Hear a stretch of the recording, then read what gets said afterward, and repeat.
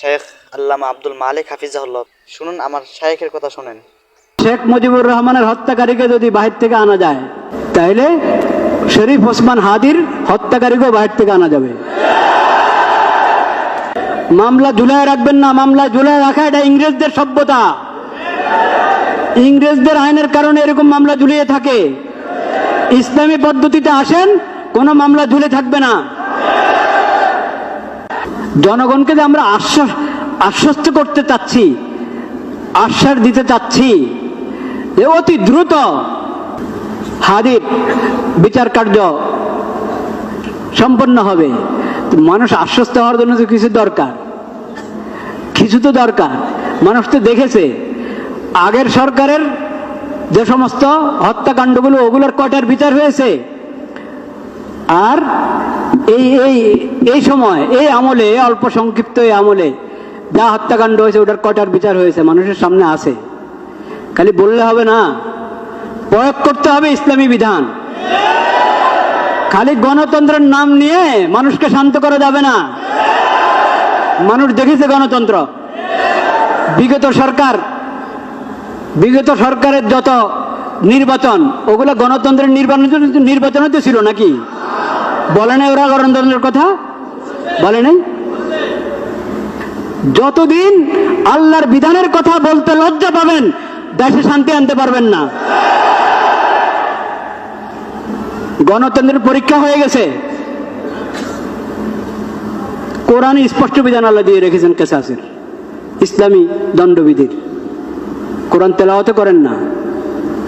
আল্লাহ রাব্বুল আলামিনের নাম নিচ্ছি, হাদির জন্য পুরা দেশে দোয়া হবে, পুরা দেশে দোয়া হবে জুমার পরে। ওটা তো হাদি পাবে, আপনি কি পাবেন? সমাজ কি পাবে? সরকার কি পাবে? সমাজ এবং সরকার এবং দেশে শান্তি শৃঙ্খলা ফিরে আসতে হলে আল্লাহর বিধান প্রয়োগ করতে হবে।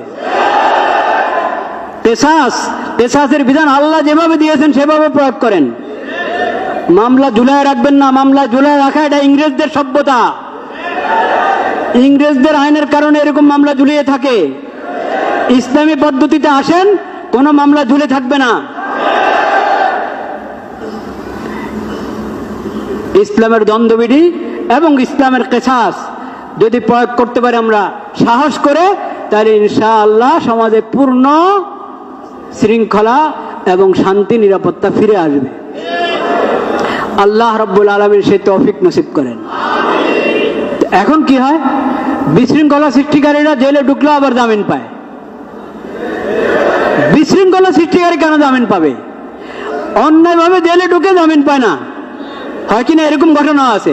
কিন্তু বহুত বড় অপরাধী, পাপাচারী জেলে ঢুকে জামিন পেয়ে যায়।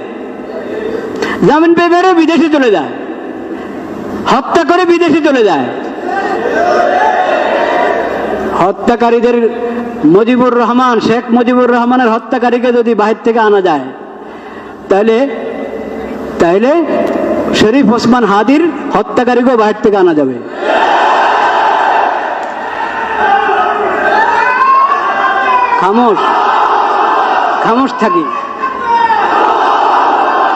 খামোশ থাকি।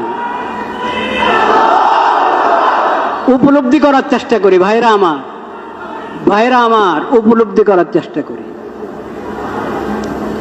শরীয়তকে বোঝার চেষ্টা করি, উপলব্ধি করার চেষ্টা করি।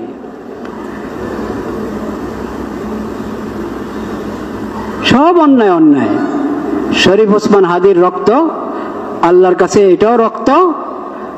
আর চিটাগাঙে যে অ্যাডভোকেটকে হত্যা করা হয়েছে, সাইফুল ইসলাম আলিফ, তার রক্ত আল্লাহর কাছে রক্ত। যার খুন হওয়ার পরে, অন্যায় খুন হওয়ার পরে পুরা দেশ একসাথে জেগে উঠে, তার রক্ত আল্লাহর কাছে রক্ত। আর যার হত্যার পর আওয়াজ করার কেউ নাই, প্রতিবাদ করার কেউ নাই, কোন সাংবাদিকও উপস্থিত না যে এটাকে রিপোর্ট করবে, তার রক্ত আল্লাহর কাছে রক্ত। এই জন্য আল্লাহ রাব্বুল আলামিন অন্যায় হত্যার যে শাস্তি, কেসাস, যে শাস্তি, ও শাস্তির নাম আল্লাহ দিয়েছেন কেসাস। কেসাস শব্দের অর্থ মানে বরাবর, সরাবর। সমতা আছে, এটার মধ্যে কি আছে? সমতা আছে। আল্লাহর কাছে সব বরাবর, সব বরাবর। আবু বকর সিদ্দিক রাদিয়াল্লাহু তাআলা আনহু, নবীদের পরে যার চেয়ে উত্তম ব্যক্তি সূর্য দেখে নাই, সে আবু বকর সিদ্দিক রাদিয়াল্লাহু তাআলার রক্ত আল্লাহর কাছে যেমন মূল্যবান, একবারে সাধারণ থেকে সাধারণ একজন মুসলিমের রক্ত আল্লাহর কাছে মূল্যবান। শাস্তি এক, শাস্তি এক। আবু বকর সিদ্দিক রাদিয়াল্লাহু তাআলার মতো নবীর পরে তার মতো আর মানুষ হয় না, কিন্তু কথার কথা বলছি, তার মতো কাউকে কেউ হত্যা করলো, সেখানেও যে হত্যাকারী শুধু তার থেকে কেসাস নেওয়া হবে, তাকেই বিচার হিসাবে হত্যা করা হবে। একজনের জন্য 10 জন নয়, একজনের জন্য 10 জন নয়। আর একবারে সাধারণ যে, তার ব্যাপারেও যে হত্যা করেছে, যত বড় সম্মানী ব্যক্তি হোক সে সমাজে, যে হত্যা করেছে তাকে বিচারে আওতায় আনতে হবে, তাকে হত্যা করবে তার পরিবর্তে। এই না যে উনি যেহেতু বহুত বড় মানুষ ওনাকে মাফ করে দেওয়া হোক। ইসলামী শরীয়তে এসব নাই। প্রধান বিচারপতি বিচারের আওতার বাহিরে, প্রেসিডেন্ট বিচারের আওতার বাহিরে, প্রধান উপদেষ্টা বিচারের আওতার বাহিরে। ইসলামে এসব বিধান নাই। সবাই সমান, আল্লাহর কাছে সবার রক্ত বরাবর, সবার রক্ত বরাবর।